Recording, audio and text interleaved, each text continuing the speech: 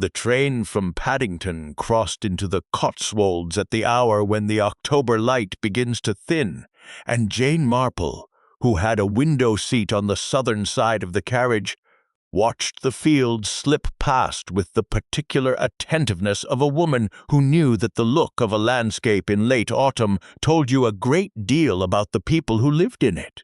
Stubble fields in some places, ploughed already in others, a line of poplars losing their leaves in the regular, almost decorous manner that poplars have, smoke rising from a single chimney near a copse of beech.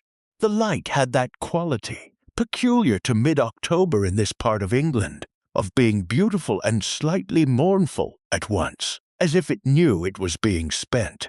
She had a letter in her bag from Hester Ballantyne, whom she had not seen in 11 years, and whom she had not heard from in any meaningful way in 5. The letter was 4 pages long, and had taken Hester a long time to write. Jane could see the labor of it in the careful margins, and the 2 places where the ink had pooled, as if Hester had paused with the pen above the paper, and thought better of a sentence, and then begun again. The letter said, among other things, that Hester had begun to feel like a woman holding a basket of broken china she could not put down. It asked whether Jane might come for a week.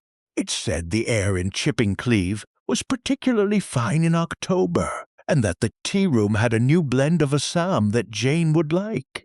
It did not say what was wrong. Jane had written back the same evening, saying she would come on Wednesday.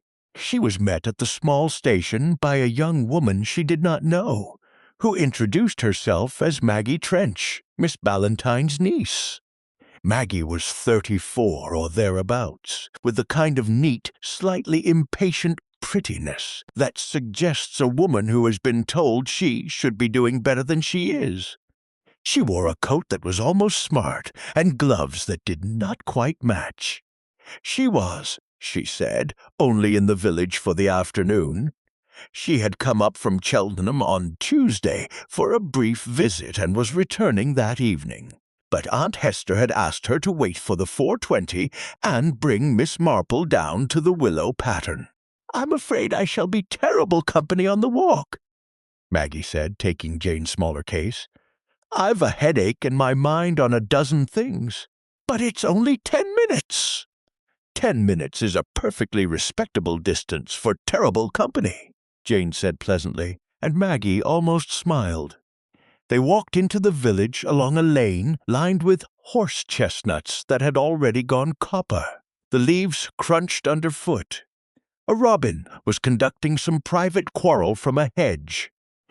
Jane registered, without remark, that Maggie walked with the slightly forward angle of a woman who was thinking about something other than walking, and that the something was not happy.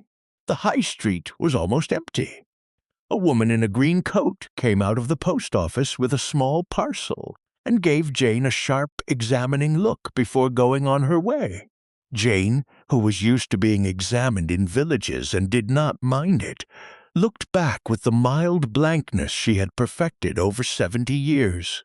A black and white cat sat on a window-sill and regarded them with magnificent indifference. The war memorial at the center of the village had been laid with 3 small wreaths, slightly aged, the poppies fading from red to a kind of brown rose. The willow pattern occupied a building that had once been, Jane thought, a private house, 3 stories of soft yellow stone, with a bowed window at the front that displayed an arrangement of china, and a small hand-painted sign. The willow tree of the sign was rendered with some skill. The door, when Maggie pushed it open, made a small, clear sound like a brass bell that had been struck and stopped, and Jane stepped into the tea-room as into a place she had been many times before in her life, although she had never been there. It had the kind of stillness that belongs to places where people have been quiet together for a long time. Not the silence of emptiness, but the more particular silence of accumulated afternoons. There were 8 or 9 tables, each with a white cloth and a small jug of something, a sprig of rosemary, a single late dahlia, a stem of physalis with its papery lanterns. A glass-fronted cabinet at the back held the cakes. The walls were the pale yellow of butter that has been left out a quarter of an hour. The air smelled of cinnamon and warm milk and something else, something more particular, that Jane recognized after a moment as good tea, properly stored, properly made, and the faint underscent of beeswax polish applied that morning to the wooden chairs. 2 tables were occupied. At one, an elderly gentleman in a tweed jacket sat with a book. He looked up as Jane came in, gave her a courtly nod, and returned to his page. At the other, in the far corner, a handsome woman of about Jane's own generation was finishing a cup of tea. She was tall, well-dressed, with white hair drawn back into a simple knot, and the kind of bearing that does not relax even when she is alone. She glanced up briefly, and then down again at her cup. Jane noted the glance, and noted, too, that the woman in the corner was the only person in the room not eating anything with her tea. Hester came out from behind the small counter at the back, drying her hands on a linen cloth, and her face when she saw Jane went through several quick expressions that Jane found moving. Relief, gladness, something close to grief, and then a careful composure that was, Jane recognized, the composure Hester always wore. She had aged, of course. Her hair was now wholly white, and her shoulders had begun the slight inward curve that comes to women who have spent 40 years lifting trays. But her eyes were the same eyes, and the slow, steady warmth of her welcome was the same. "Jane," Hester said, "just that." Then, after a moment, "You found us." "I had excellent guides," Jane said, with a glance at Maggie that took in the niece's preoccupation kindly. Maggie set Jane's case down by the counter and looked at her watch and said something about needing to catch the 5:40 back, and would Aunt Hester forgive her if she didn't stay for tea? Aunt Hester would. Maggie kissed Hester's cheek with the brisk economical kiss of a person performing an obligation, said how nice it had been to meet Miss Marple, and was gone, the brass bell sounding behind her. Hester watched her go with an expression Jane could not quite read. "Sit," Hester said. "I'll bring you something." She brought a pot of the new Assam and 2 cups, and a slice of seed cake that she had cut, Jane could see, slightly larger than the slices she had been serving the other customers. They sat at a small table near the window. Not the corner where the handsome white-haired woman had sat. That lady had risen, paid, and left during Maggie's farewell, with another brief glance at Jane on her way out, but at a table from which Jane could see the whole room and the door to the kitchen, and the staircase that led up to Hester's rooms above. "I want to thank you," Hester said, "for coming on so little explanation. I have not been able to write what I meant to write." "You wrote enough," Jane said. Hester looked at her, and looked away, and looked at her again. "The thing is," she said, "I have begun to keep a record of something I should not perhaps have begun. But I did, and now I do not know what to do with it." She paused and turned her cup a quarter turn on its saucer. "I had thought I should tell you what it was straight away, but I find I want to think a little first about how to begin. It is more complicated than I expected to find. May I tell you tomorrow, or perhaps the day after? I want to be sure I tell it properly." "Of course," Jane said. "I am here for a week. There is no hurry." Hester let out a breath that she had, Jane suspected, been holding for some days. The elderly gentleman in tweed closed his book and rose. He came across to the counter to pay, and Hester rose to attend to him, and Jane watched the small transaction with interest. The gentleman, who was, Jane gathered from the exchange, a Mr. Druitt, said that the cake had been particularly fine today, and that Hester might tell young Mrs. Jeffson that the cushion on his chair had been very nearly broken in, and would last, he thought, another year. Hester smiled at the small joke. "Mr." Druitt put on his hat, gave Jane another courtly nod, and left. "That is Edmund Druitt," Hester said when she returned to the table. "He was the schoolmaster here for 41 years. Retired 10 years ago. He comes in every afternoon between 3:30 and 4:30, and takes the same chair and orders the same tea, and the cushion on that chair has flattened on the left side because he favors it." She said this with affection, but also with the slight wry detachment of a woman who had described the same man in the same terms to many people over many years. "He remembers every boy who ever passed through his classroom, including some, I think, who would rather he didn't." "A useful gift," Jane said mildly. "Sometimes," said Hester. "Yes." The afternoon wore on. 2 more customers came in. A young mother with a small boy who wanted lemonade and not tea, and a woman, Hester, introduced as Mrs. Brundage from the antique shop next door, who took her tea standing at the counter and called everyone darling, and stayed exactly 6 minutes and left. Hester moved through the small choreography of her tea room with a competence so embedded it was no longer visible as competence, the way a violinist's fingering ceases to be technique and becomes only sound. Jane watched. She watched the way Hester carried the pot. She watched the way Hester said good afternoon to a passerby through the window. She watched the way Hester's eyes returned more than once to a small writing desk in the corner of the back parlor that was visible through the half-open door.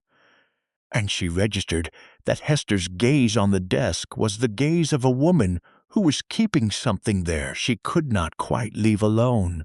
At 5 o'clock, Hester turned the sign on the door, and at 1:30 she took Jane up the narrow back stairs to a small bedroom papered in faded sprigs of forget-me-not, with a brass bedstead and a washstand and a window that looked out over the back garden and the roofs of the village beyond.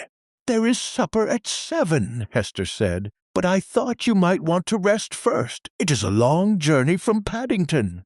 "It is a perfect room," Jane said, and meant it. Hester stood in the doorway a moment longer. Her hand was on the doorframe, and she looked at Jane with an expression that was not quite a smile. "There are things I want to say to you, Jane," she said, "but not tonight. I want to think first about how to begin." She paused. "Thank you for coming." The door closed quietly behind her. Jane heard her steady tread on the stair.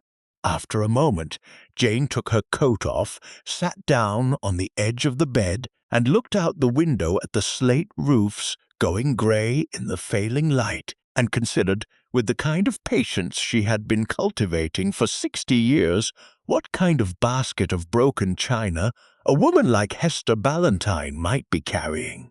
Thursday and Friday were days of observation, and Jane gave herself to them.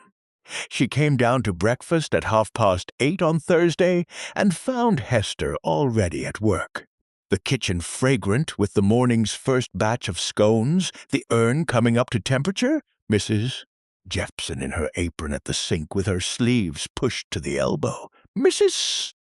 Jeffson was a woman of perhaps 50, broad and capable, with hands that had been in hot water more often than not for 30 years, and the slightly reddened forearms to prove it. She greeted Jane with a respectful "Good morning, miss," that contained no curiosity at all, which Jane found instructive. Mrs. Jeffson had clearly been told that the guest in the spare room was an old friend of Miss Ballantyne's, and was not to be wondered about. Jane sat at a small table by the window, with tea and toast, and a pot of damson preserves that Hester set down with a brief explanation. "Cynthia Holroyd makes them," Hester said. "She brings me a jar whenever she does a batch. She is very good. Although," she added, with the small dry note that was her version of self-praise, "mine are honestly the better." "I shall judge," Jane said gravely, and spread a little on her toast. The preserves were excellent, actually, dark and not too sweet, with a faint almond note from the stones. Jane said so. Hester nodded, accepting the compliment with the slight tilt of the head that meant, "But mine are better." and Jane filed Cynthia Holroyd in the small mental ledger she kept for everyone she met under the heading, "The doctor's widow, the corner table, the woman who does not eat with her tea." The tea room opened at 10. By 1:30, the first regulars were coming through the door, and Jane, who had taken up a discreet position at a table from which she could see the room and have, herself, only a partial visibility, settled to watch. There was a rhythm to it. The vicar's wife, Mrs. Pusey, came in at 11:10 for a pot of coffee. She did not, on principle, take tea before noon and a slice of fruit cake. She sat with Mrs. Brundage from the antique shop, and they conducted, in lowered voices, what was clearly the village's main exchange of intelligence for the day. The young mother from the previous afternoon returned, this time without the boy, and sat alone with a book and a small pot of lapsang. A pair of women Jane did not recognize. Not local, she thought. Perhaps from one of the converted flats, came in for an early lunch and ordered the soup. By noon the room was nearly full. Mr. Druitt arrived at 3:25, which was, Hester murmured to Jane in passing, 5 minutes earlier than usual. He took his chair, the one with the flattened cushion on the left side, and ordered his Earl Grey with no milk and 2 thin shortbread biscuits, and opened the same book he had been reading the day before. He read with the slow, steady absorption of a man who had read his way through 40 years of schoolboys and now read for himself. He looked up only when the doorbell sounded, and even then briefly. The postmistress came in at 4:15. This was, Hester explained quietly to Jane behind the counter, an irregular event. Miss Quinnell did not usually take her tea at the Willow Pattern. She took it at home, or did not take it at all, having a sharp horror of being seen to gossip in public. But she came in today and stood at the counter and asked Hester, in a voice pitched for the room, whether the small parcel for Mr. Druitt had come yesterday. Mr. Druitt looked up from his book at the sound of his name, and Penelope Quinnell, with what appeared to be slight embarrassment, said that it had not, in fact, been for the tea-room. She had simply been wondering. Mr. Druitt looked at her steadily for a moment, and then returned to his book.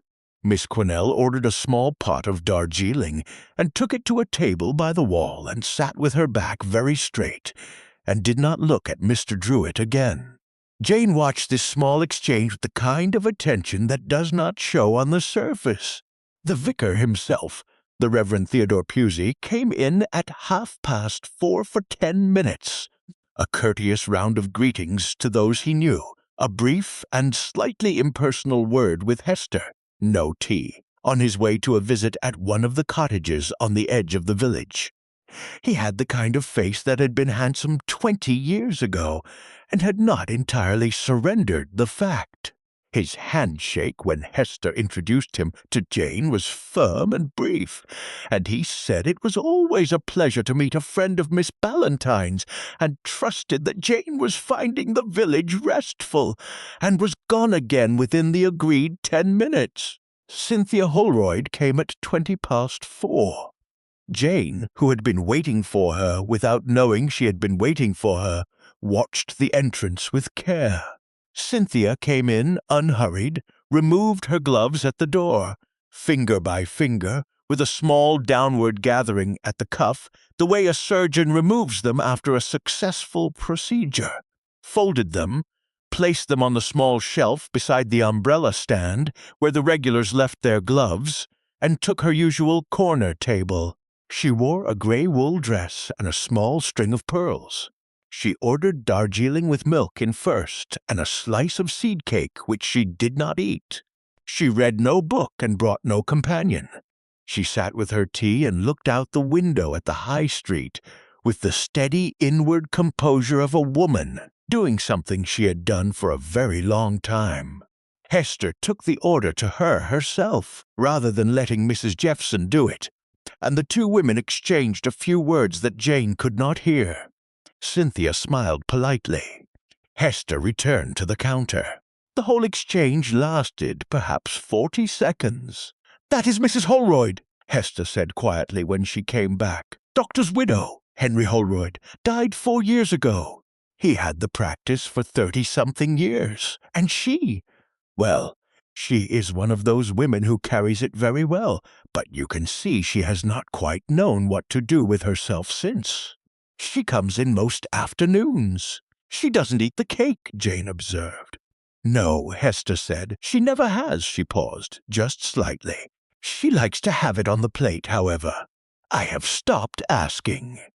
Jane nodded and turned the teapot a quarter turn on her saucer and asked, as though it were a question of no particular weight, whether Cynthia and Hester had been friends a long time. 41 years, Hester said. "Since the Holroyds came to the village. I would not say friends exactly. Not in the sense you mean. We have been neighbors, I suppose, in the village's sense of the word, which is something a little different from friendship, and a little more than acquaintance, and you cannot quite get out of it once you are in it." She said this without inflection, but Jane heard, behind the words, the small, careful note of a woman who had thought about the distinction. By 6 o'clock the room had emptied. Mrs. Brundage had come in twice more, called everyone darling, and on her second visit had said, quite distinctly to Mrs. Pusey, "Hester was a saint, darling, an absolute saint. You simply have no idea." Jane, who had been pouring herself a second cup at the next table, registered the present tense, past tense slip. Hester was, as the kind of small Freudian leak that occurs when a person has, in their inner ear, already moved the subject into a different category. She filed it. Mr. Druitt left at 5:20, with a small bow to Hester and a slightly less courtly but still polite nod to Jane. Cynthia Holroyd left at 5 to 6. She put on her gloves at the door with the same slow finger-by-finger gathering. She did not this time glance at Jane. Friday went much the same way, with the small variations that distinguish two adjacent days in a village from one another. A different cake, a cardamom sponge instead of the seed cake. A different book in Mr. Druitt's lap. No visit from Miss Quesnel, an unexpected dropping by of Dr. Ramsay, the young G.P., who came in at noon for a sandwich and ate it, standing at the counter, and went out again. He was perhaps 40 lean, with the slightly tired eyes of a man who had inherited more than he had bargained for when he took over the practice. He greeted Hester with a quick warmth. He greeted Jane with a small bow when Hester introduced them. He left after 11 minutes. It was on Friday evening, after the tea-room had closed and Mrs. Jeffson had gone home and the supper things had been cleared, that Hester began to speak. They were in the small back parlor, the room that opened off the rear of the tea-room proper, and served Hester as a private sitting room. It had a fire, small, modest, well-tended, 2 armchairs upholstered in a green that had once been brighter, a writing desk under the window, a small bookcase, and on the wall a watercolor of the long barrow above the village that someone had given Hester years ago. The desk was tidy. The drawers were closed. A small cloth-bound book, green, sat on the desk beside the blotter. Hester sat down in the armchair opposite Jane's, looked at the fire, and said, "I have begun to keep a record of something. I should not, perhaps, have begun, but I did, and now I do not know what to do with it." She did not look at Jane as she said this. She looked at the fire. Jane, who had spent a great deal of her life listening to people who could only speak when they were not being looked at, kept her eyes on the same fire. "It started," Hester said, "with a letter. I was sorting my mother's papers. I had put it off for years after she died, and then last spring I made myself begin, and I found a letter from a woman I had not known my mother corresponded with. The letter was about something one of my customers had done 26 years ago, something I had not known. Something that would have shocked the village if it had ever come out at the time, although I am not sure it would shock anyone now. But it had not come out.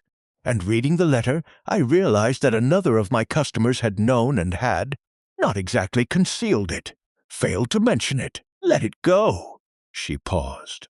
"And once I had pulled on that one thread, I could not stop. I began to remember things.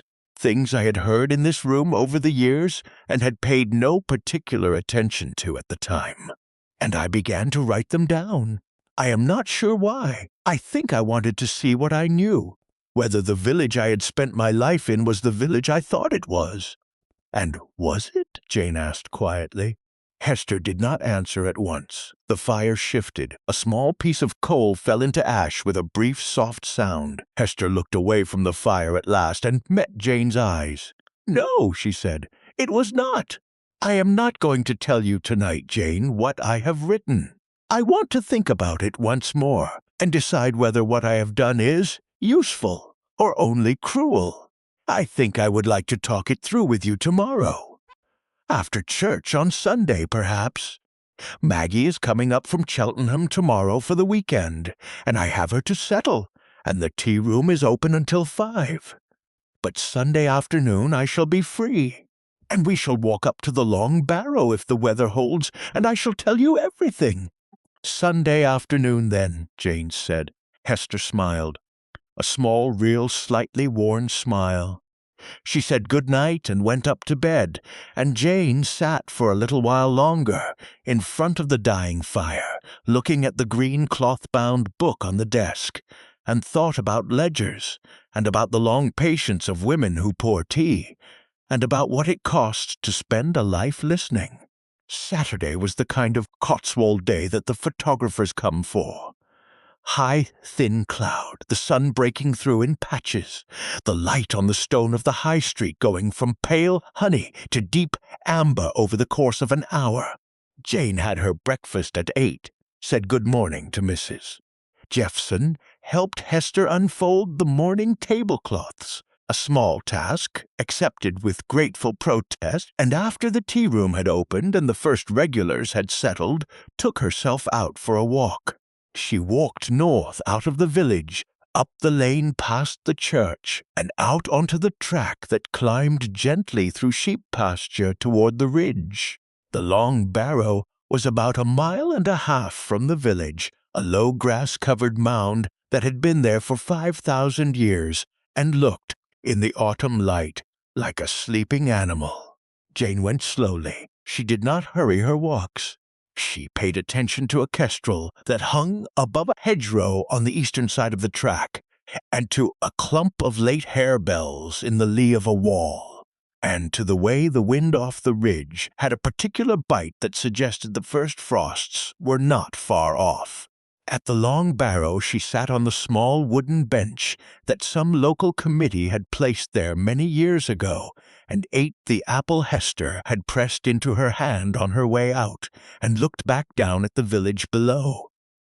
The church tower, the post office roof, the line of horse chestnuts along the lane she had walked up 2 days before. She sat for nearly an hour. She thought about Hester.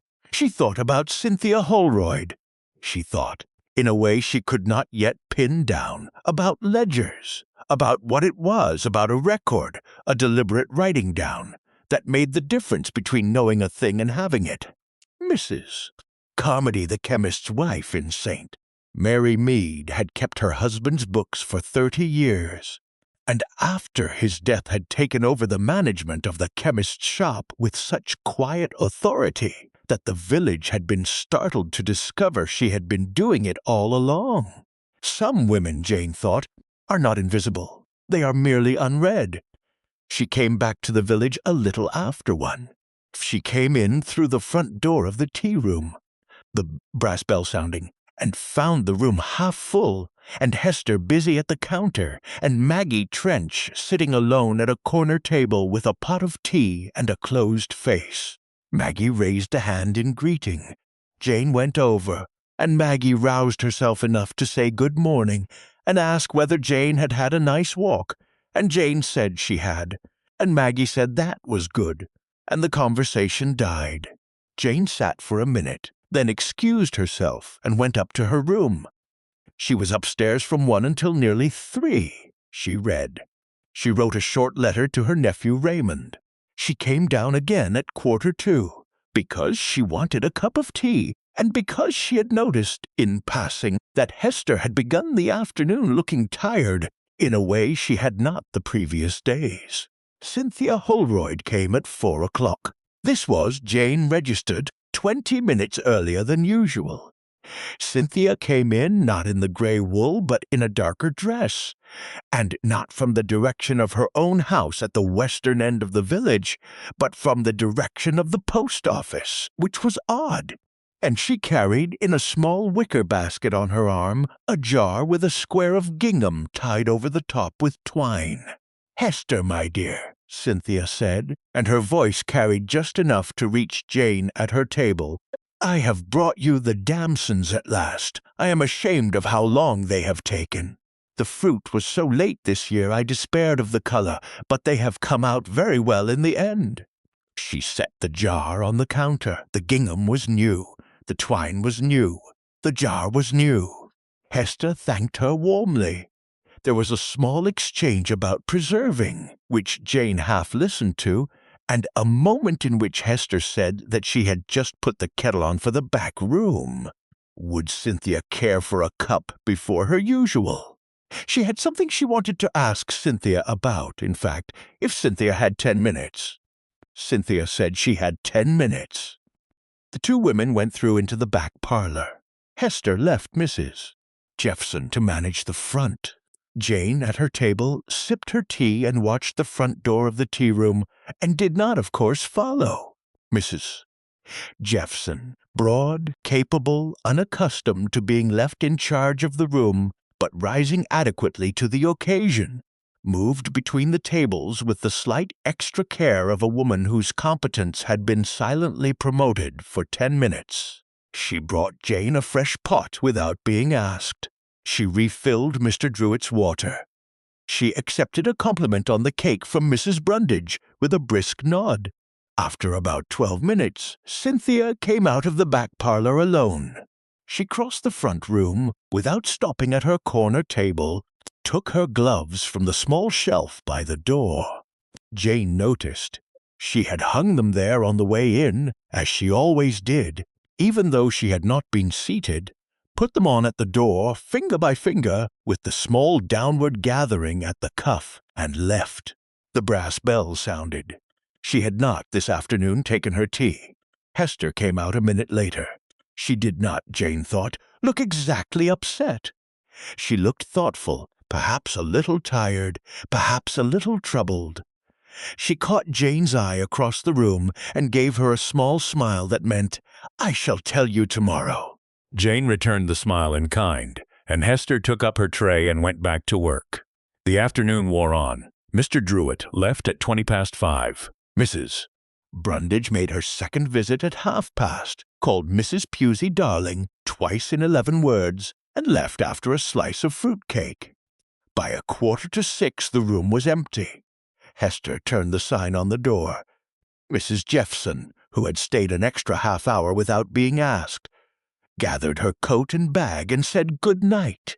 There was, before she left, one small moment Jane would remember later. Mrs. Jeffson came out of the back parlor with the small wicker waste-basket from beside Hester's desk and emptied it into the larger kitchen bin. She paused over it, peered in, said, "Now what's that, then?" and reached in with 2 fingers and lifted out something. A small twist of folded paper, damp on one side, that had stuck to the inner wall of the basket. She held it up, looked at it for a moment with mild distaste, as if it were a sweet wrapper, or a piece of orange peel that had got in by mistake, and then dropped it back into the larger kitchen bin and put the lid on. She wiped her hands on her apron and said good night. Jane registered the small action without remark. She had no reason, at that moment, to register it as anything other than what Mrs. Jeffson had taken it for. A sweet wrapper, a piece of orange peel, a small domestic nothing. She filed it nonetheless. In the same place she filed Mrs. Brundage's slipped tents and Cynthia's gloves. Maggie left at 6:15 with a brisker kiss for her aunt than the one she had given on Wednesday, and the brittle note in her voice of a person whose mind was elsewhere. She had been, Jane gathered from a snatch of overheard exchange, upstairs in her aunt's part of the house for some time during the afternoon, ostensibly because she had a headache and wanted to lie down. She said she would see Aunt Hester next month as usual, perhaps the second weekend. Hester said that would be lovely. The doorbell sounded again, and Maggie was gone. Hester and Jane had supper together in the back parlor. Cold ham and a piece of pie and a small salad, and the last of a bottle of hock that Hester had been keeping for Christmas and had decided to open. They did not talk about the village. They talked about old school days and about a girl they had both known who had gone out to Kenya in 1932 and become a person no one would have predicted, and about a play Hester had seen in Stratford the year before. It was the easiest conversation Jane had had in months. Hester laughed twice. Properly. The laugh of a woman briefly relieved of her own basket of broken china. And Jane found herself thinking, with a small pang, that this was how Hester would have lived if she had lived differently, or if circumstance had been kinder to her listening. At about 9:30, Hester said she was for bed. "Will you have a cup before you go up?" she asked, rising. "I always have the chamomile. I find it the only thing for sleep these days." "Thank you. No," Jane said. "If I take anything after dinner, I shall be up in the small hours. I shall sleep without." Hester smiled. She moved to the small stove at the side of the back parlor, where she kept her own kettle and her own private things, and she made her cup of chamomile. She added, from a small twist of paper that she took from the saucer beside the kettle, a pinch of something extra. Jane saw, but did not particularly mark. Hester took the cup upstairs. She paused at the door of the back parlor and said, "Until tomorrow, Jane, after church. I think I am ready now. I think I know what to say." "Until tomorrow," Jane said. The door closed. Jane heard the steady, slightly slower tread on the back stair. She sat for a while longer in front of the small fire, finished the last inch of hock in her glass, and went up to her own room at a little before 10. The house grew quiet around her. The wind had risen with the dark. She could hear it against the slates of the roof. She lay in the brass bed and thought about Hester's face when she had said, "I think I am ready now," and slept. Mrs. Jeffson came in at 7:30, as she always did on Sundays, to set the fires and make a start on the morning's baking, and have everything ready by 10, when the tea-room opened for the small Sunday trade. She let herself in by the kitchen door.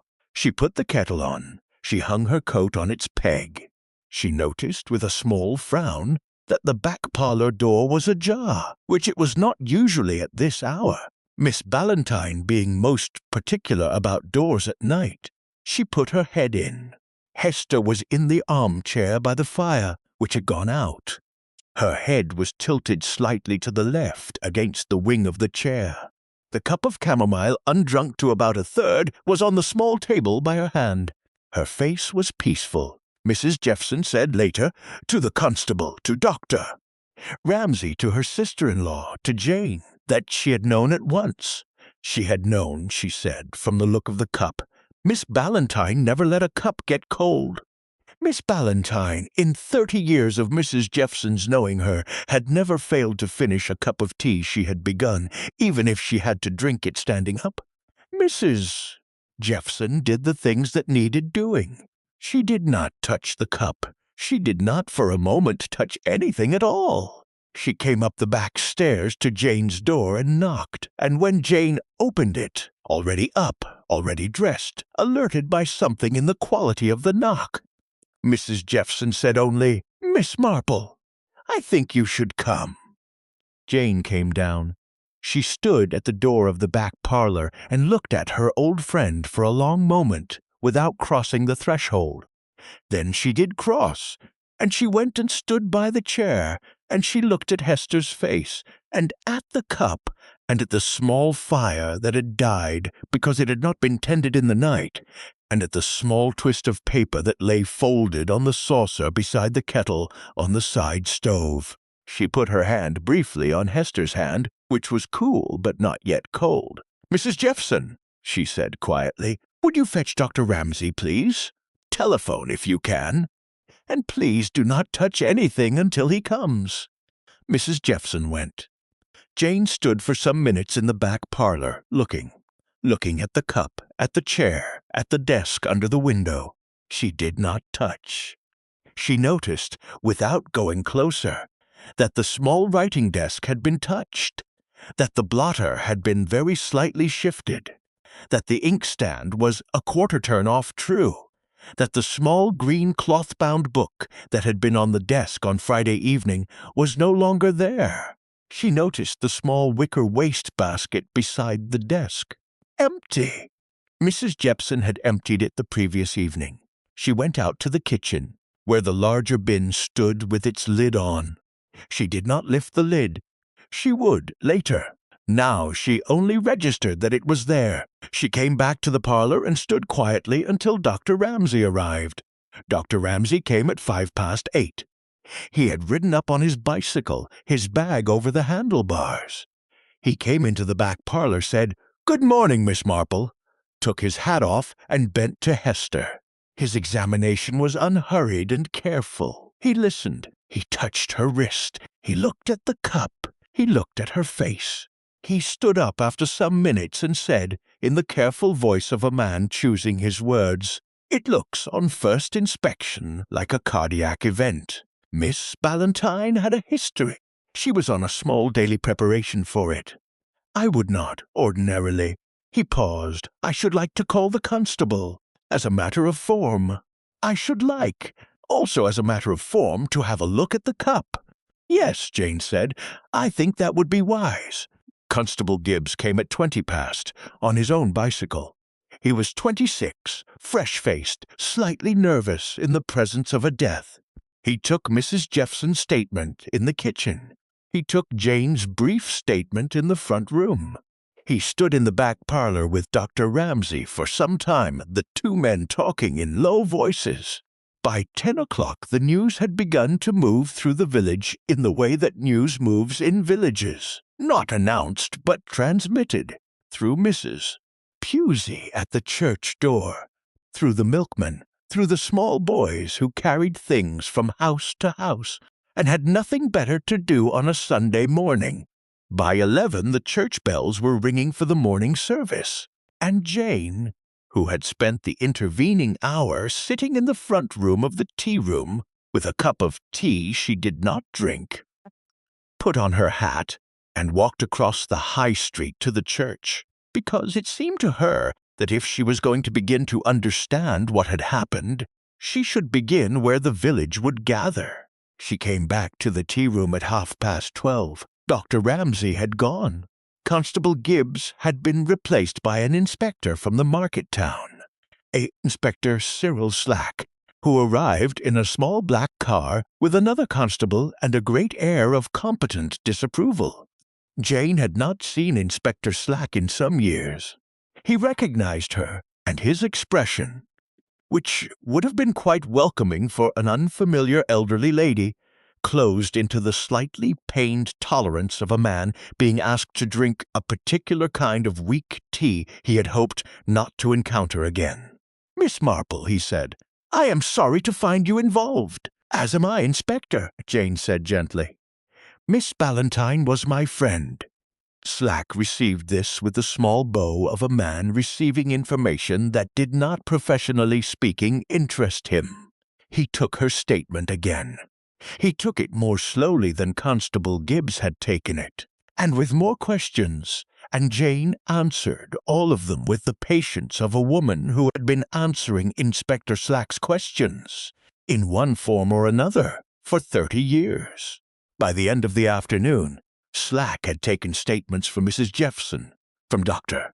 Ramsay, and from Maggie Trench, who had been telephoned at her flat in Cheltenham at 1:30, and had arrived back in the village by car at 4, white-faced, with smudged makeup, and an air of having been crying intermittently in the car.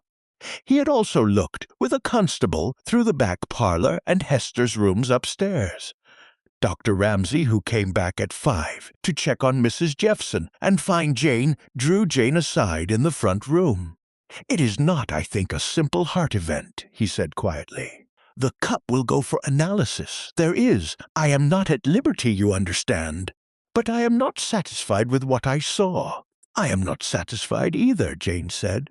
She stood at the window of Hester's small parlor as the light strengthened toward evening and then began to fail, and she recognized with a kind of cold clarity that she had been brought here for a reason she had not yet understood, that Hester had written to her not because she had a basket of broken china she could not put down, but because she had begun to suspect that someone in the village might decide, sooner or later, to take the basket from her by force. Hester had not, in her last conversations with Jane, named that suspicion. She had perhaps not even allowed it to surface fully to herself, but she had written to Jane all the same. She had asked her old friend to come for a week. Jane stood at the window a long time. She would think later that the village light had gone bone-gray before she at last turned from the window and went to find Mrs. Jeffson and ask, as gently as she could, what she had done with the contents of the kitchen bin. The next 2 days had the texture, in Jane's recollection, of a village folding itself in. Chipping Cleave was not large enough to hold a violent death at arm's length. It had to absorb it. By Monday afternoon there was scarcely a household in the village that had not had a brief word on a doorstep or across a garden wall about what had happened to Miss Ballantyne. By Tuesday morning everyone had a theory, and the theories had begun to settle, as theories in villages do, around the most narratively satisfying suspect. The most narratively satisfying suspect was Maggie. Maggie was, by Monday evening, in a kind of unofficial confinement at the Royal Oak in the next market town. Slack had not formally arrested her, but he had made it understood that she should remain where he could reach her, and he had taken from her her statement and her passport and the small overnight bag she had brought from Cheltenham. The will had been read informally by Mr. Trubshaw, the village solicitor. It was as the village had assumed. Maggie inherited everything. Slack, having read the will, having satisfied himself that Maggie had been in the village the night before the death, having gathered from Mrs. Jeffson that the writing desk in the back parlor had been looked through, that's the only word for it, had a case that he was professionally pleased with. He told Jane so on Monday afternoon, with the air of a man giving a small considered gift to a tiresome aunt. "The niece will do for it. You'll see, Miss Marple," he said.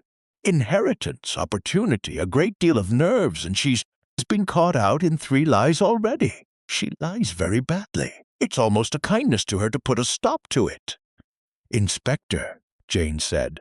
"Is she charged?" "Not yet," said Slack. "She will be by Wednesday, I expect." Jane did not argue with him. She had learned, over many years of conversation with Inspector Slack, that the most effective response to his confidence was a small, mild interest that allowed him to continue talking, and that allowed her to think in the spaces between his sentences. She attended the church service on Sunday morning, as the bells had called her. The Reverend Theodore Pusey took as his text the parable of the unjust steward, which was a brave choice on a Sunday when the village was in shock, and his homily lasted 22 minutes. The homily was about forgiveness. It was about the difficult, costly, often misunderstood work of forgiveness, which the vicar described with a careful patience that addressed no one in particular. It was, Jane recognized, an extremely well-constructed sermon.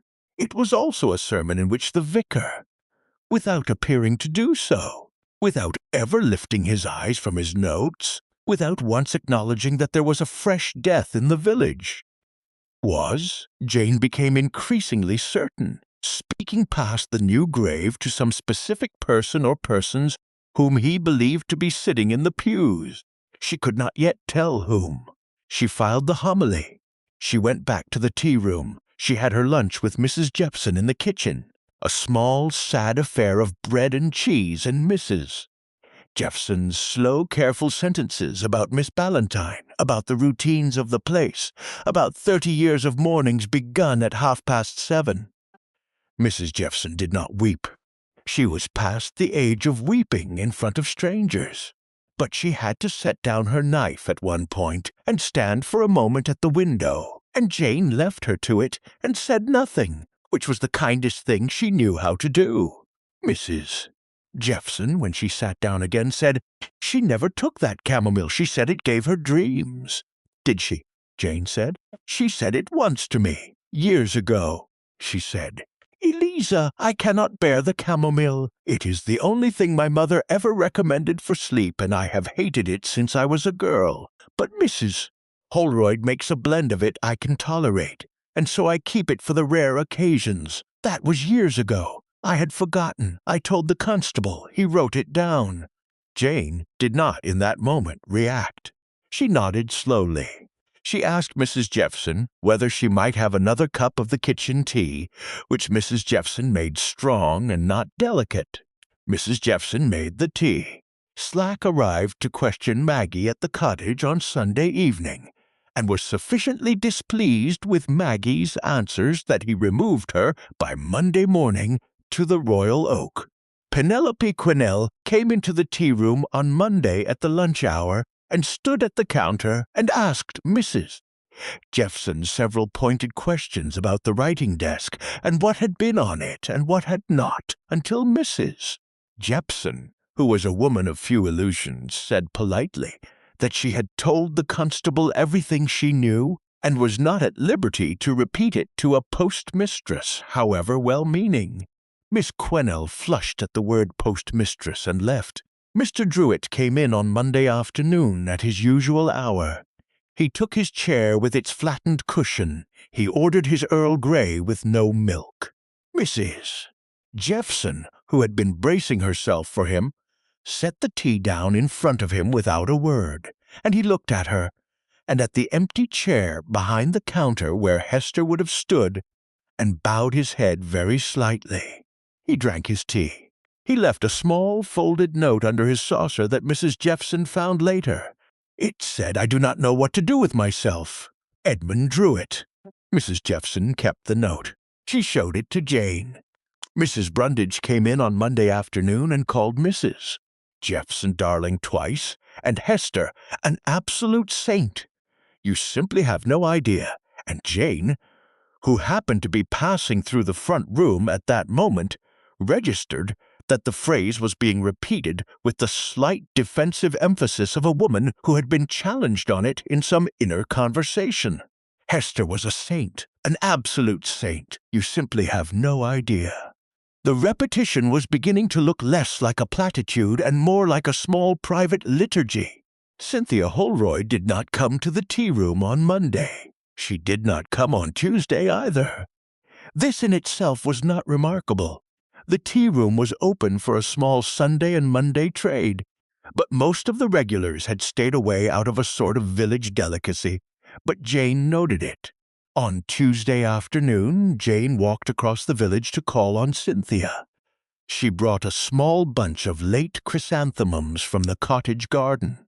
She found Cynthia at home, dressed as if she had been about to go out, in a dark dress and her pearls. Cynthia received her courteously, asked Mrs. Pringle the housekeeper to bring tea, and sat opposite Jane in the small, handsome sitting-room, with its violet-painted teapot on the tray, and spoke for half an hour about Hester, with the measured public composure of a woman who had been a doctor's wife for 40 years, and had learned, over those 40 years, how to speak about death. She spoke about Hester's competence, her quiet kindness, the way she had been the spine of the village in some not quite nameable way. She said that the village would not recover from her loss for a long time, She poured Jane's tea with the small, slow, gracious gesture of an experienced hostess. She did not eat the small slice of cake that Mrs. Pringle had set out beside her cup. Jane drank her tea. She thanked Cynthia. She admired the violets on the teapot, which were very finely done. She left after the appropriate 40 minutes.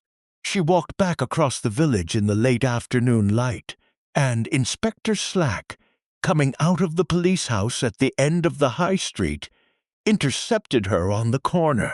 "Miss Marple," he said, "I have just had a most interesting telephone call. The niece's overnight bag, which she had with her at the Royal Oak. I sent young Gibbs to go through it again this morning. He found in it a small ivory brooch which Mrs. Jeffson identifies as having belonged to Miss Ballantyne, and which Miss Trench had not declared. I shall charge her in the morning." Jane looked at him with an expression he would describe later as infuriatingly pleasant. "Inspector," she said, "may I ask you to wait until Friday? I should like, if you will allow me, to be sure of one or two small things first." Inspector Slack looked at her with the resigned patience of a man being asked, against his professional judgment, to humor an elderly lady. "Until Friday," he said. "Not a day longer, Miss Marple. I shall charge her Friday morning." "Friday morning will be quite soon enough," Jane said. She walked the rest of the way back to the tea-room in the cold, clean amber light of a Cotswold afternoon in October, and she thought as she walked about Mrs. Carmody of St. Mary Mead, the chemist's wife who had kept her husband's books, and about the difference between being unread and being invisible. Jane spent Wednesday on what she would later think of, with some private amusement and some real regret, as the wrong path. It began at the post office, where she had gone to send a telegram to her nephew. Miss Quesnel was behind the counter. She was a woman who had been 35 for 15 years. Jane recognized the type, with the slightly compressed mouth of a person who has spent a working life keeping her opinions inside her teeth and is beginning to lose the fight. She took Jane's telegram, counted the words, made change with quick, precise fingers, and then, in the small dead moment after the transaction when Jane was tucking the receipt into her bag, said, "You'll have heard, I expect, about Mr. Druitt's letters." "I am afraid I have not," Jane said. Miss Quesnel's eyes flickered. She had committed herself, Jane saw, and she did not quite know how to retreat without giving more ground than she had intended. "There has been," she said with the careful air of a woman discussing the weather, "a regular correspondence from Australia for some years. A gentleman, a man. He writes once a month, and Mr. Druitt replies. The letters are quite long, I believe." "How interesting," Jane said, in the tone of a woman who had no interest in the subject at all. "It is not, of course, any of my business," Miss Quesnel said. "No," Jane agreed warmly, "it is not." Miss Quesnel flushed. She closed her till. She wished Jane a good morning. Jane left the post office and walked very slowly back along the high street, thinking. It was not, of course, any of Miss Quesnel's business. But Miss Quesnel had known about the correspondence, had known the country of origin, had known the frequency, had implied a knowledge of the length of the letters. There were only two ways that information could have come to her. Mr. Druitt could have told her, which seemed unlikely, or she could have looked. The post office in a village like Chipping Cleave had a small sorting table behind the counter, and the postmistress sorted the mail in privacy.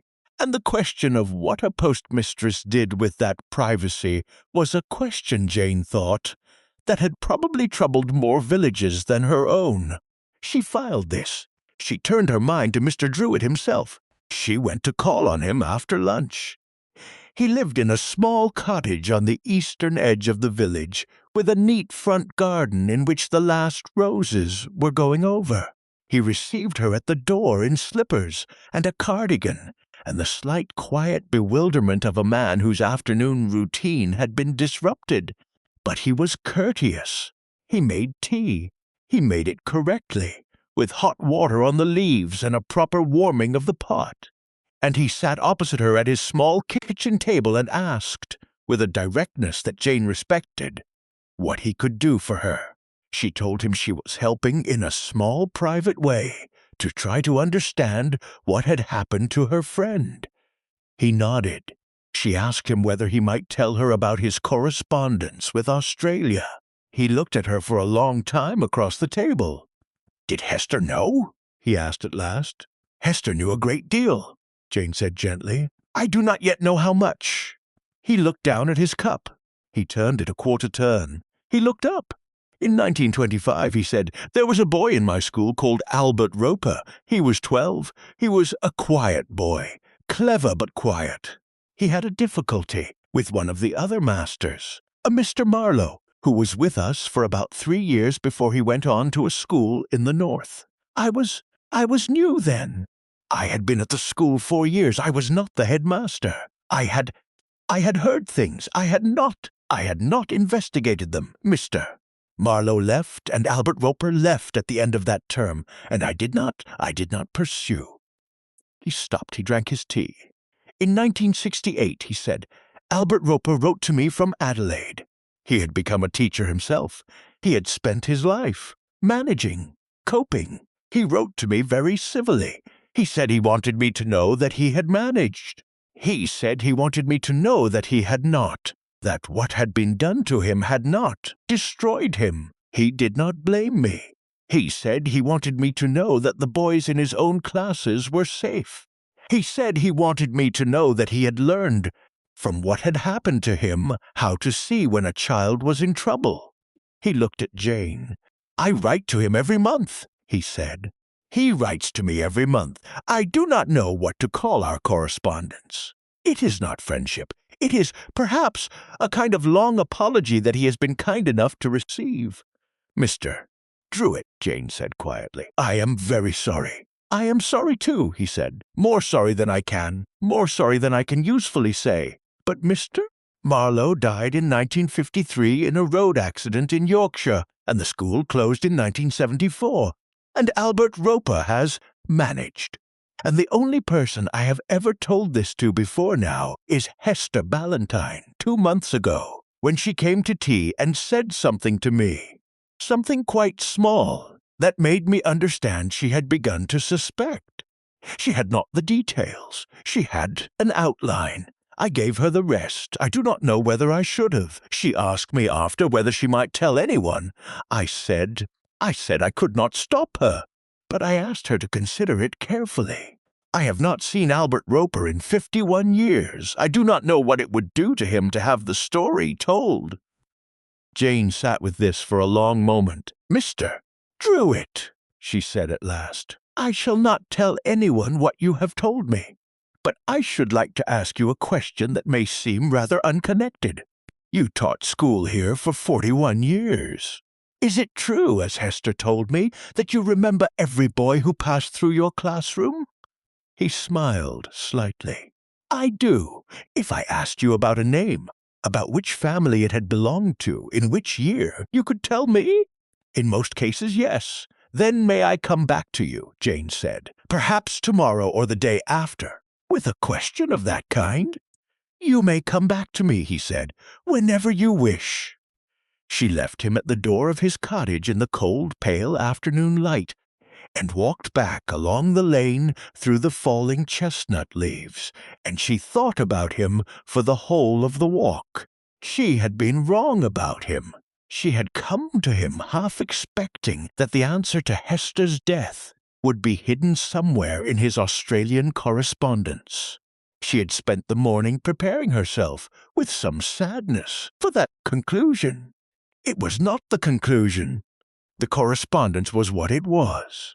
A long, quiet penance between 2 old men, one of whom had failed the other in 1925, and had been trying, in small monthly installments, to do what little could be done about it since. She had spent the morning on the wrong path. She came back to the tea-room as the light went, and she sat in the back parlor by the small fire that Mrs. Jepson had laid that morning, and she looked at Hester's writing desk under the window. The blotter was where Slack had left it. The drawers had been gone through by Slack's constable. Everything was, in some sense, in order. But Jane sat and looked at the desk, and she let her mind go slack, the way she had learned to do when she could not yet see what she was looking at. And after some minutes she rose from the armchair and went over to the desk and stood in front of it, and looked at the drawer where Hester had kept her personal papers. She did not open it. She only looked. She had been told by Mrs. Jepson that the desk had been looked through. That's the only word for it. She had assumed, on Sunday, that this meant Maggie. But she looked at it now and she thought, the shape of the disturbance is wrong. It was not the right shape for a single hurried search. She would think about this. She sat down again at the fire. She let the thoughts settle. She woke on Thursday morning with the thing in her mind. She had carried it through the night and into her first waking thought, the way a dream sometimes does. She lay in the brass bed and looked at the ceiling and thought, 2 hands, not one. 2 hands have been in that desk. She got up. She went down. Mrs. Jepson was in the kitchen. Mrs. Jepson, Jane said, may I ask you something rather odd? You may, miss, Mrs. Jepson said. On Sunday morning when you found Miss Ballantyne, did you notice the writing desk, Mrs.? Jepson considered. I noticed it was open, miss.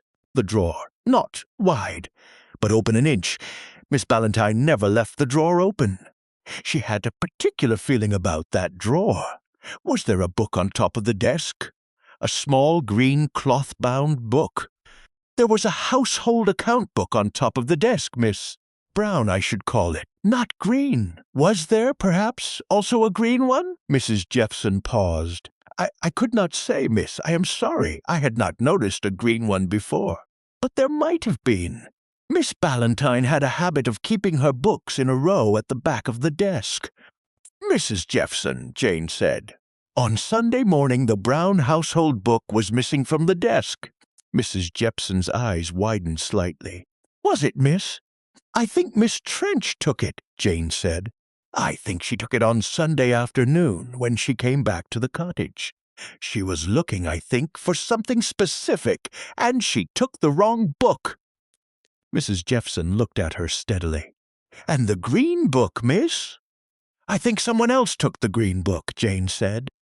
On Saturday afternoon, she went to Maggie that morning. Slack, with the small, triumphant patience of a man indulging a futile last request, let her see Maggie at the Royal Oak. Maggie was in a small upstairs room with chintz curtains and a chair and a bed and a window that looked over the backyard. She had been crying. She looked, when Jane came in, like a woman who had not slept properly in 5 days. Jane sat down opposite her on the second chair, which Maggie had to fetch from beside the washstand. Miss Trench, Jane said, I should like you to tell me what you did in your aunt's writing desk on Saturday morning. Maggie looked at her, and the color came up in her face and went away again, and she put her face in her hands and began to cry. It took some time. Jane was patient. After perhaps 10 minutes, Maggie told her. She had gone to the desk on Saturday morning while Aunt Hester was downstairs. She had been looking for the will. She was not proud of it. She had wanted to know where she stood. There was a man in her office, her supervisor, with whom she had become involved. He had a wife. The wife had found out. The wife had threatened, was threatening still to make difficulties. Maggie had bills. She had a small accumulation of debts she had not properly managed, and she had thought, that if she could only see what her aunt's affairs amounted to, she could make a plan. She had found the will. She had read it. She had put it back. She had also seen.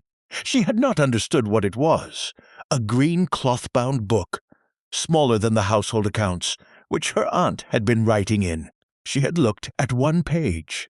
It had been some kind of record, with names and dates, that she had not been able to make sense of. She had closed it and put it back on the desk.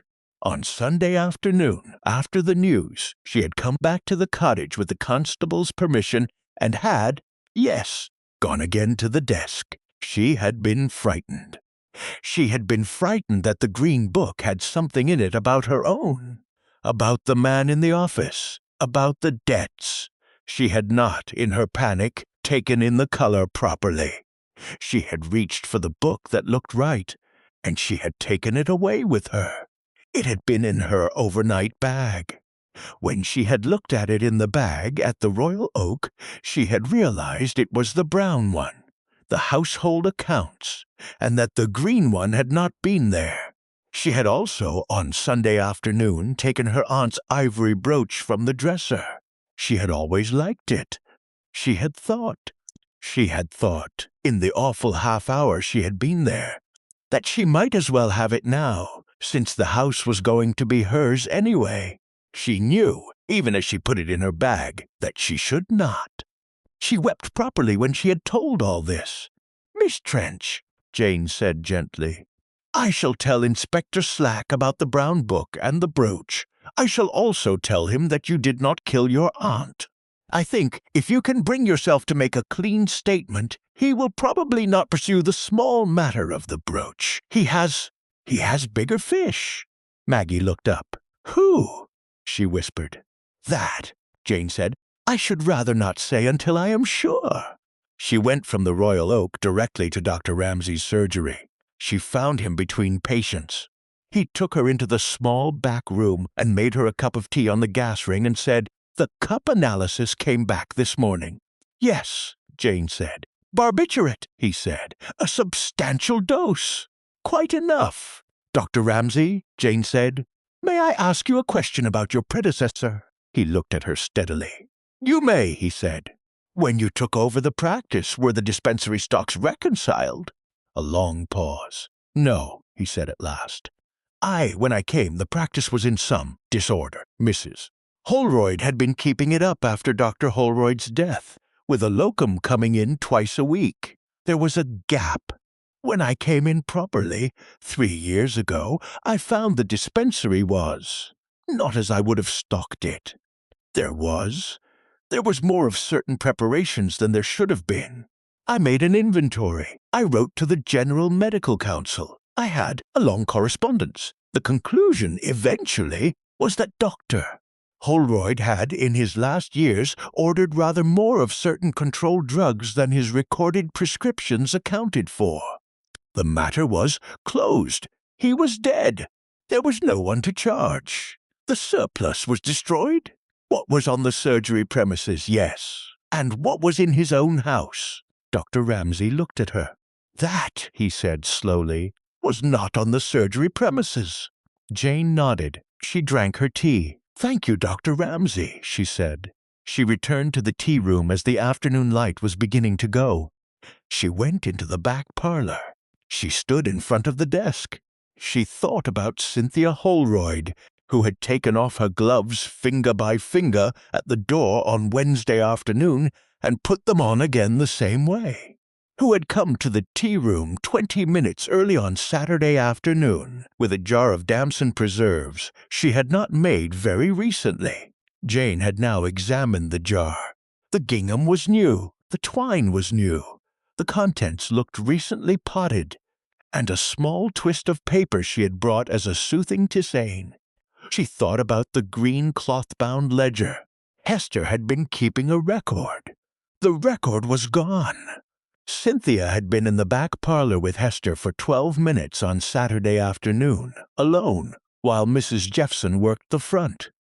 Cynthia had left without taking her usual tea. She thought about the cup of chamomile on the saucer beside Hester's chair.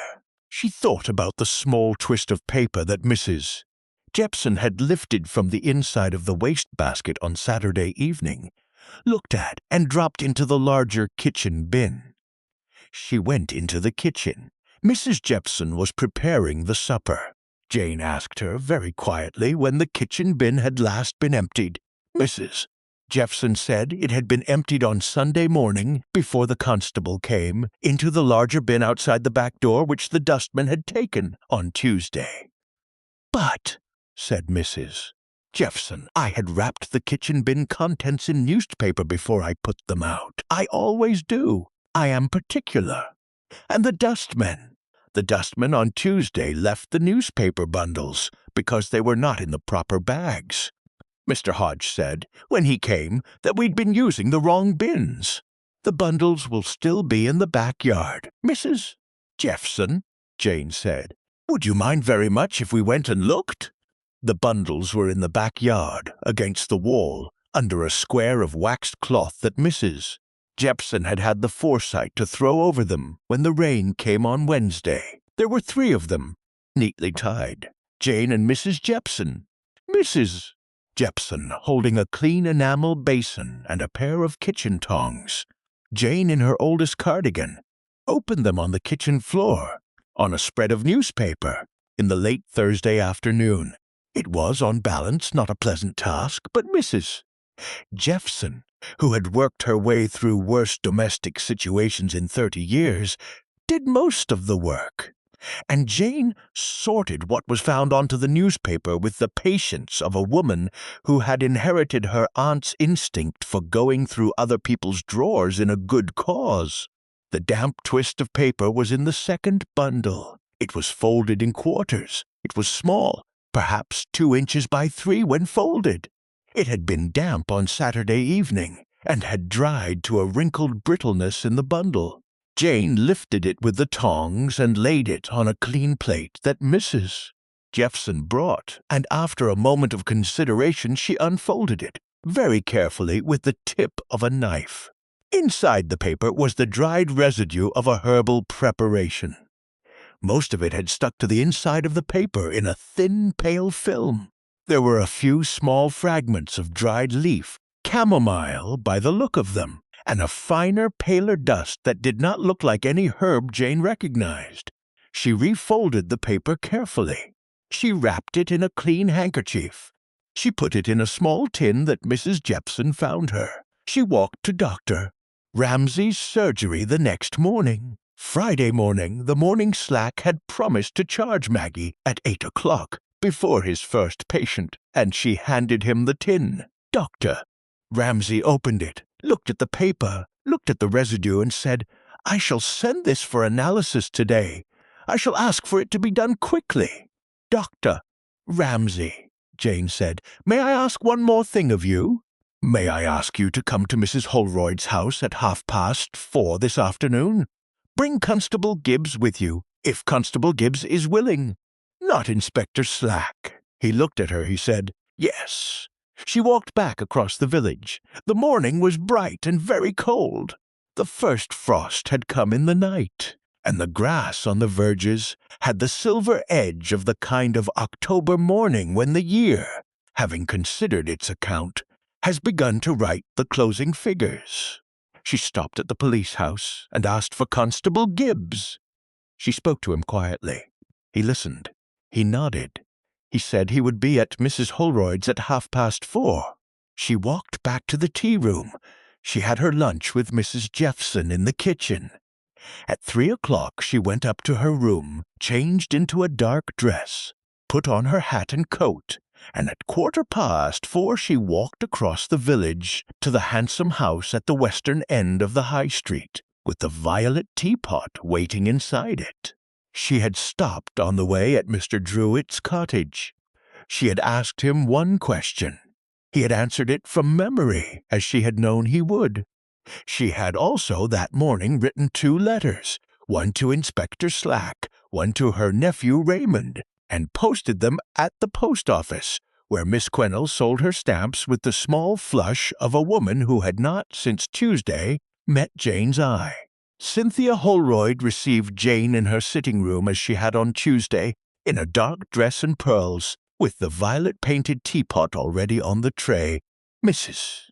Pringle, the housekeeper, brought the hot water. Cynthia poured. The light through the west window was the long, slanting amber of late October, and it lay across the carpet and the leg of the small mahogany table and the porcelain of the teapot in a way that made the violets look almost as if they were moving. "It is good of you to come again," Cynthia said. I have not been out as much as I should this week. Hester's death has taken something out of me that I did not expect." "I quite understand," Jane said. "How is Maggie?" Cynthia asked. "I have heard distressing things." "She is bearing up," Jane said. "Inspector Slack will, I believe, release her tomorrow." Cynthia's hand on the teapot did not falter, but Jane saw, in the small adjustment of her shoulders, that this was news Cynthia had not expected to receive. She poured Jane's tea without comment. "Will he?" Cynthia said. "He will," Jane said. "Mrs. Holroyd, may I speak with you about something rather difficult?" "Of course." Hester had begun, in the last 6 months of her life, to keep a record of certain things that she had heard, over many years, in the tea-room. I do not know exactly what she had written, because the record is gone, but I know that she had begun with one particular thread, a letter she found among her mother's papers, and I know that she had followed that thread into a number of households in this village. I know, also, that she had come to a particular understanding about the practice that your husband ran for the last 15 years of his life. She had come to understand that there had been a second set of accounts. Cynthia set the teapot down very carefully on the tray. "I do not know what you mean, Miss Marple," she said. "I think you do," Jane said. There was a silence. The fire ticked. Outside in the high street, a delivery cart went past with a steady, soft clop of hooves. "My husband," Cynthia said, "was an honorable man." "I am sure he had honorable qualities," Jane said. "I am also sure that for the last 15 years of his practice he wrote prescriptions for certain drugs that did not always go to the patient named on them. I am sure of this because Dr. Ramsay is sure of it. I am sure, too, that you kept the second set of books. Not as an accomplice exactly, as a partner. You were the one with the head for figures. You had the patience for it. Your husband had the practice. You had the practice's competence behind the practice. The 2 sets of books were the proof of what you actually did with your life." Cynthia did not, this time, deny it. She looked at the fire. Her hands lay folded in her lap. Her bearing was as it had always been, the bearing of a woman who had been told all her life that her bearing was her best feature. "And what," she said at last, "do you suppose I did with this second set of books, Miss Marple? I think you kept them after your husband died. I think you could not bring yourself to destroy them, because they were the only proof you had that you had been more than your husband's hostess.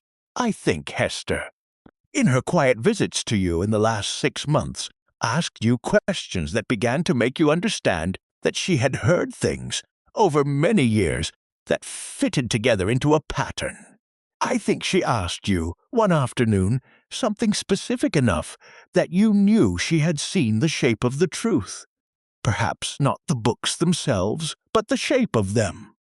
And I think when she came to know that, you came to her on Saturday afternoon with a jar of damsons that you had potted that very week, and with a small twist of paper containing what you called a soothing tisane, which was in fact a quantity of barbiturate from your husband's old dispensary, mixed with chamomile that Hester had told you she could tolerate.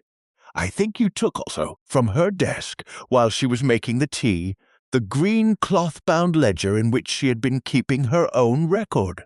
She paused. "I do not think you killed her in a passion, Mrs. Holroyd. I think you killed her calmly, as a woman accustomed to the calibration of doses. I think you have spent 40 years being underestimated, and I think the prospect of being misnamed posthumously by a woman who had never done anything in her life that required her was a thing you could not bear." Cynthia Holroyd looked at her hands in her lap. When she spoke at last, her voice was quite level. "She thought I was nothing," Cynthia said. "She thought I had been nothing my whole life. She came to me with that little patient face of hers with her. Cynthia, do you remember when Major Trell was so ill in 74? Cynthia, was your husband often called to the Puseys' house in those early years? as if she were sorry for me, as if she were going to— What? Show me my own life, in the wrong shape? She did not understand what we had done. She did not understand that he could not have run that practice without me. I did the books. I knew the dosages. I knew which patients to encourage and which to refuse. I knew when to suggest to a man that perhaps he should consult elsewhere. I was the practice as much as he was more, in the end. He drank in the last years. He shouldn't have been driving the car the night he didn't have his heart attack, but might have. I kept him going. I kept the whole thing going. She looked up at Jane. And this woman who has poured tea, was going to be the one who decided what my life amounted to, was going to write me down in a little green book as the doctor's wife who had not noticed. I could not let her be the one. Not Hester. Not anyone, but particularly not Hester. I have been underestimated by better people than Hester Ballantyne, Miss Marple. She stopped. Mrs. Holroyd, Jane said gently. The green book. Did you? I burned it the next morning. Page by page in this fire. All of it? All of it. Jane nodded. She had known. She had had, for 2 days, the cold weight of knowing that whatever Hester had spent 6 months gathering was now gone past any retrieval. Mrs. Holroyd, she said, after a long moment, Inspector Slack's constable will be here at 4:30 with Dr. Ramsay. They will be here in 7 minutes. Is there anything you would like to do first? Cynthia looked at her, and Jane saw, in the small lift of the chin, the woman who had been told all her life that her bearing was her best feature, and who had decided, very long ago, that she would not let the village see her in any other shape. I should like to fetch my coat, Cynthia said. She rose. She crossed the room. She paused at the door and looked back at Jane, and her face, in the slanting amber light, was the face of a woman who had finally been seen, in the only way she had ever wanted to be seen, and had found that the seeing had cost her more than she had imagined any seeing could cost. You understand, she said. You at least understand. I understand a great deal of it, Jane said. Yes. Cynthia went to fetch her coat. The brass knocker on the front door sounded at 4:30 exactly. Mrs. Pringle in the hall opened it to Constable Gibbs and Dr. Ramsay and, behind them, a slightly out-of-breath Inspector Slack, who had been informed by his constable rather later than he would have preferred. Cynthia, in her coat, with her gloves on. Finger by finger, the small downward gathering at the cuff, came down the stairs with the steady tread of a woman who had been a doctor's wife for 40 years. Jane stood in the sitting-room and watched, through the open door, the constable's hand go to Cynthia's elbow, and watched Cynthia incline her head in acknowledgment, as if the constable's gesture had been a small courtesy at a public function. Mrs. Pringle stood by the hall table with both hands at her mouth. It was perfectly quiet. There was no scene. Cynthia did not look back. When the front door had closed behind them, Jane went and turned off the burner under the hot water on the tea tray, because no one else was going to. And she sat down for a moment on the small chair beside it and looked at the violets on the teapot until her hands had stopped. Jane stayed in Chipping Cleave through the inquest the following Tuesday. She gave her evidence. Dr. Ramsay gave his. The analysis of the residue on the paper had come back. It confirmed what they had known. Cynthia did not contest the case. The proceedings were brief, almost decorous. The village's habit of not making a scene held even at the worst of times. Inspector Slack, who had, when the constable's news reached him at the police house on Friday afternoon, spent some moments in private with the door closed before emerging, was professionally generous to Jane in his statement, which was as close to an apology as Inspector Slack came in this life. Maggie was released on Friday evening. She came back to the tea-room on Saturday morning, white still, ashamed still, and embraced Mrs. Jeffson and Jane both, and went up to Hester's rooms and began the slow business of going through her aunt's things. She gave Mrs. Jeffson, before she left for Cheltenham, a year's notice that the tea-room would be kept open under Mrs. Jeffson's management. Maggie would be a silent landlady, and that she would not sell the property for at least 12 months. After that, she said, she would have to see Mrs. Jeffson, who was a practical woman, accepted this with a steady nod and a brisk thank you, and only after Maggie had gone did she sit down at the kitchen table and cry properly for the first time in a fortnight. Jane sat with her. On the morning Jane left, Mrs. Jeffson made her a flask of tea for the train and a packet of cheese sandwiches, and would not be talked out of either, and Mr. Druitt, who had come by quiet agreement to walk Jane to the station, accepted his own small parcel from Mrs. Jeffson with the slight bow of a man being given a thing he had not expected and would not refuse. They walked slowly down the lane through the chestnut leaves. They did not speak much. At the station, Mr. Druitt waited with her on the platform until the train came. He touched the brim of his hat as the carriage door closed. "Miss Marple," he said. "Thank you." Jane gave him a small smile through the window and watched as the train began to move the small upright figure of the old schoolmaster on the platform, the village rising behind him in its soft yellow stone. She thought, as the train began to gather speed, Rev. Pusey would not, of course, be exposed. Whatever Hester had begun to find out about his Worcestershire testimony of 26 years ago, the part of his life he had defended in his Sunday homily by speaking past the new grave to forgiveness, would not now come out. He would go on preaching technically perfect sermons that did not personally address anyone in his pews. Miss Quinnell would go on opening the village's letters in private and despising herself for it and being unable to stop. Mrs. Brundage would go on calling everyone darling, and would occasionally, in her cups, say of Hester that she had been an absolute saint. And the small thing she had warded off all those years, whatever it was. Jane had her notion, but Jane was not now going to test it. Would stay warded off, and would die with Mrs. Brundage, and the village would be quieter for not knowing Mr. Druitt would write to Albert Roper in Adelaide once a month, for as long as the two of them lived. Mrs. Jeffson would run the tea-room, and would do it well, and the room would go on for a little while longer, being the room it had been, although the particular quality of its listening had gone out of the world. The light over the fields had gone bone-grey by the time the train crossed back out of the Cotswolds. Jane closed her eyes. She thought of Hester in the green armchair with the cup of chamomile beside her hand, the small fire dying in the grate. She thought of Cynthia Holroyd on the stairs in her coat, with her gloves on, the small downward gathering at the cuff. She thought, a village is what it can bear to know about itself. Hester had begun to ask for more than the village could bear, and the village had answered her, through one woman, in one act, on one Saturday afternoon in October.